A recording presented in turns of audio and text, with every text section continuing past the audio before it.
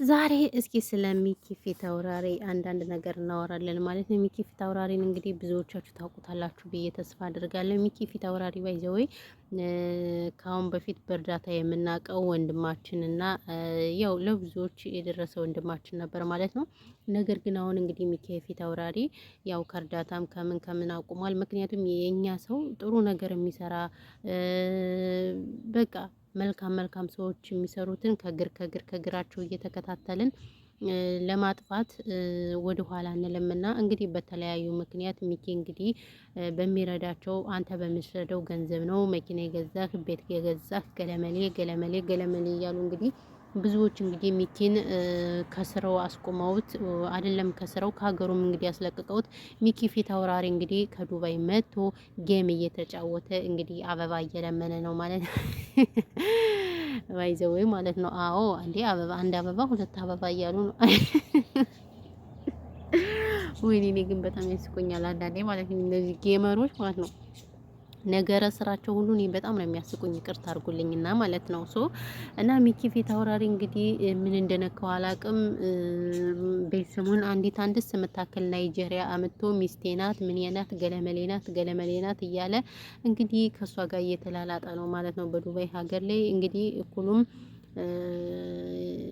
ሚኪ አዋረደን ይላሉ። እኩሉም እንግዲህ ከሀበሻ ሴት ይሻላል እያሉ የሚደግፉትም የሚነቅፉትም ብዙዎች ናቸው። ስለዚህ እናንተ ከየትኛው ናችሁ? ከምኖች ናችሁ? እውነት ለመናገር እኔ ራሱ ሀሳብ እሰጥበታለሁ ያልኩ አላዳረሰኝም ማለት ነው። የአረብ ሀገር ነገር ታውቁታላችሁ፣ ምንም አያዳርስምና። ስለዚህ ሚኪ ፊት አውራሪ እንደው ምን ነክቶህ ነው ወንድም አለሜ? በዚህ ልክ እንደው እኔ አንተን አልጠበቅኩም ነበር እውነት ለመናገር እኔ መሰለችዋን ሽንቅጥ አምጥተህ ታኮራናለህ፣ ታስደምመናለህ ስለሽ ጭራሽ ናይጄሪያ አምጥተህ የምታወራውን አንሰማ፣ የምትለውን አንሰማ፣ ምኑን አንሰማ። አረ ምን ቁጡ ስንቱና ደህና ሰው ሲበላሽ ቅራሪ የለውም ይላልና የሀገሬ ሰው። ስለዚህ እናንተ ምን ትሉበታላችሁ? እንደው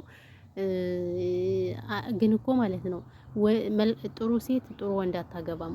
ወንድም ቢሆን ጥሩ ወንድ ጥሩ ሴት አያገባም። ለምንድን ነው ግን? እንደው እግዚአብሔር ስራ ግን በጣም ይገርመኛል። የምሬን ነው የምላችሁ። አሁን ሚኪ እንደው ቀብራራው ጎንደሬ ነው። እንደው እኛ አልጠበቅነውም ነበር፣ በናይጄሪያ አልጠበቅነውም ነበር። እሱ ግን ይኸው ናይጄሪያ ይዞልን መጣ። ስለዚህ አሁን እናንተ ምን ትላላችሁ? ምን ትሉበታላችሁ ማለት ነው?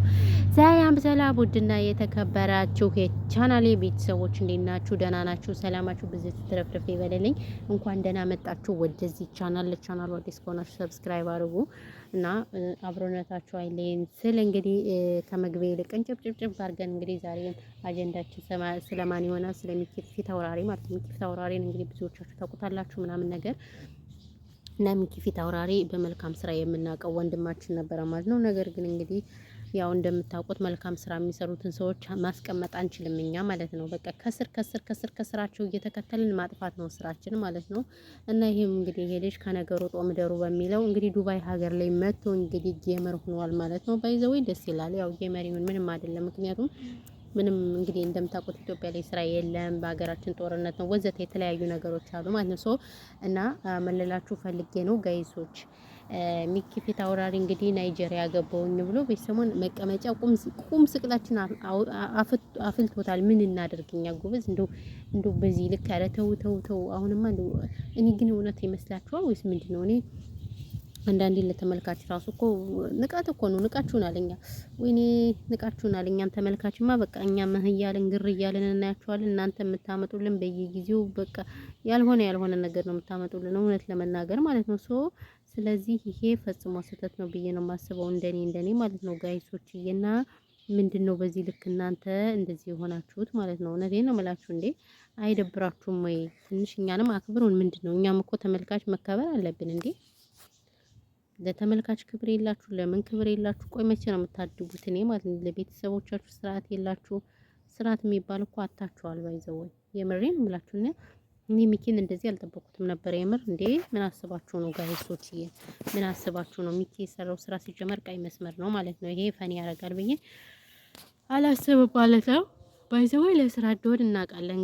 ግን አላህ ክብር አለ። ወይኔ በላቸው። በቃ ሰላማቸው ይብዛ። አላህ ክብር እያለ ነው። 12 ሰዓት ሆነ። ሰላም ጤና ይስጥልን የተወደዳችሁና የተከበራችሁ የፈንታዬ ቲዩብ አድማጭ ተመልካቾች እንዴት ሰነበታችሁ? በፈንታዬ ቲዩብ የቀጥታ ስርጭትና ውይይት አዝናኝና አስተማሪ መረጃዎች፣ አጫጭር ታሪኮች፣ ሙያ ነክ መረጃዎች፣ ስብዕና ላይ የተመሰረቱ የዜጎችን ምግባር ሊገነቡ የሚችሉ የኢትዮጵያዊነትን ወግ ባህልና ስርዓት ሊያስቀጥሉና ግንዛቤ ሊሰጡ የሚችሉ መረጃዎች በተከታታይነት ከናንተው ይቀርባሉ። ዘረኝነትና ፖለቲካ በቲዩባችን የማይስተናገዱ አርዕስቶች ናቸው። በየጊዜው የሚለቀቁ መረጃዎች ይደርሶት ዘንድ ከናንተ የሚጠበቀው ቲዩባችንን ሰብስክራይብ አድርገው፣ ቪዲዮው ከተመቻችሁ ላይክ፣ አስተያየታችሁን ይሄ ቢጨመር ይሄኛው ቢቀነስ እዚህ ጉዳይ ላይ አተኩራችሁ ብትሰሩና